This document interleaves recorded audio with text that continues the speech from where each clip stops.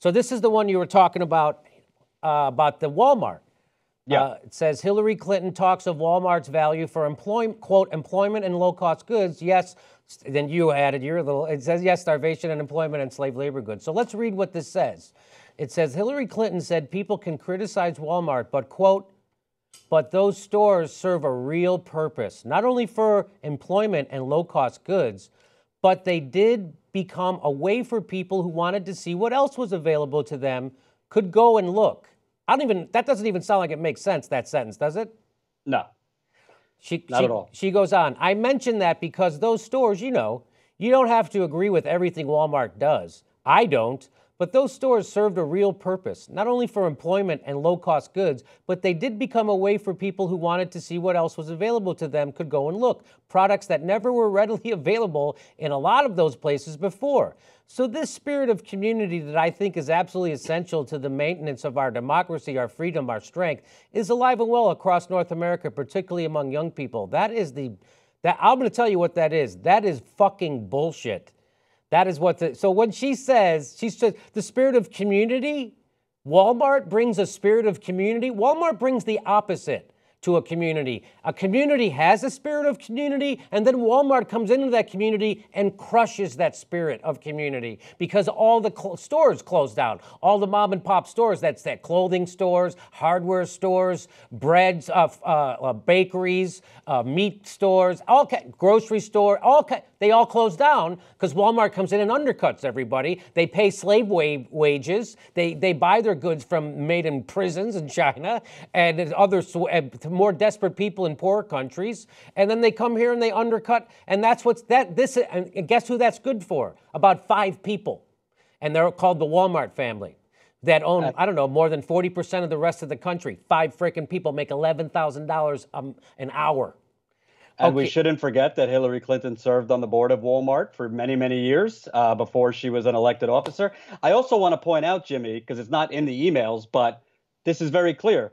When Hillary Clinton was cheering on President Bill Clinton to take single mothers off the welfare rolls as part of welfare reform, yes. Yeah, a lot of those single mothers worked at Walmart because Walmart workers have to ask for welfare because they're making $7.25 an hour if they're lucky.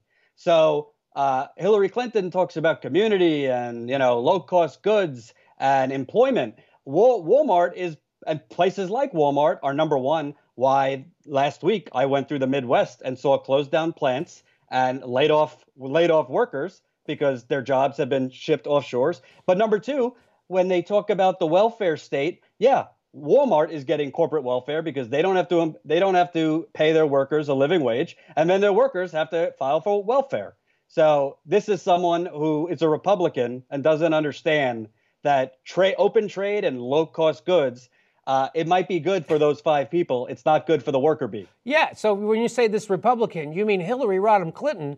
She literally doesn't understand how that could hurt. Oh, so now she's saying in some communities they have products at a Walmart that they wouldn't have had before. You know what else they have? Unemployment, low wages, poverty.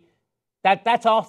You know what else they have? They have people having to go on government benefits who actually have a job at Walmart. That's what else they have. Yeah. So this is the hollowing out of the middle class that Hillary Clinton is literally cheering on. And that's what the Walmartization of America is. In Texas, they actually did unionize the meat packers at the Walmarts. And guess what Walmart did? They got rid of the meat packing division in all their Walmarts in Texas. Correct. And there's also, Jimmy, just to add that we were talking about that her campaign is aware of her bad record.